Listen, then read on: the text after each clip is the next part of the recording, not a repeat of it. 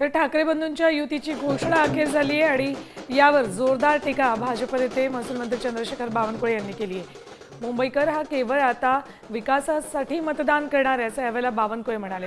मात्र इकडे मुंबईत चित्र वेगळं आहे। हॉटेल ब्लू सी बाहेर मुंबईकर मराठी माणूस आनंद साजरा करताना दिसतोय। ढोल ताशांचा गजर, फटाक्यांची आतषबाजी आणि एकमेकांना गोडधोड भरवून आज दिवाळी साजरी होती असा आनंद, अशा भावना मराठी माणूस व्यक्त करताना दिसतो।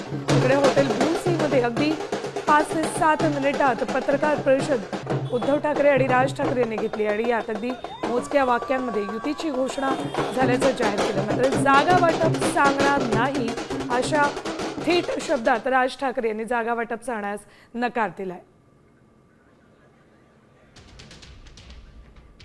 तर यावेळेला मनसे अध्यक्ष राज ठाकरे यांनी मुख्यमंत्री देवेंद्र फडणवीसांना टोला लगावलाय, ऐका। की एक मुख्यमंत्र्यांचा व्हिडिओ पण फिरतोय ज्याच्यामध्ये ते अल्ला हाफिज असं म्हणलेत, बरोबर ना? तर या गोष्टी त्यांनी सांगू नयेत। माझ्याकडे खूप व्हिडिओज आहेत।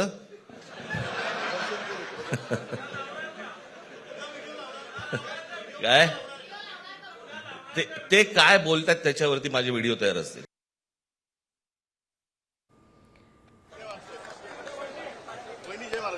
तर मुख्यमंत्री जे बोलतील त्यासाठीचे व्हिडिओ माझ्याकडे तयार असतील असं ते म्हणाले। तर राज ठाकरे यांनी पत्रकार परिषदेत पत्रकारांना उत्तर देताना हे वक्तव्य केलं। मुख्यमंत्र्यांना त्यांनी टोला लगावलाय। तर त्यांच्या प्रत्येक वक्तव्यासाठी माझ्याकडे व्हिडिओ असतील असं राज ठाकरे म्हणाले। ठाकरे बंधूंनी अखेर युतीची घोषणा केली आणि युतीची घोषणा होताच हॉटेल ब्लू सी बाहेर ढोल ताशांचा गजर झाला। सहकुटुंब दोघेही बंधू या पत्रकार परिषदेसाठी म्हणून हॉटेल ब्लू सी मध्ये आले होते। त्याआधी एकत्र येत असताना त्यांनी बाळासाहेब ठाकरे यांच्या स्मृतींना अभिवादन केलं।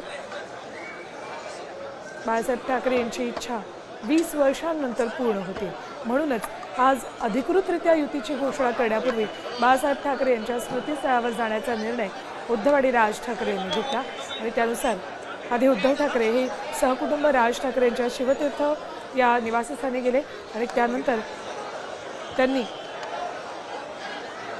शिवाजी पार्क इथे बाळासाहेब ठाकरे यांच्या स्मृतींना वंदन केले। हा महाराष्ट्राची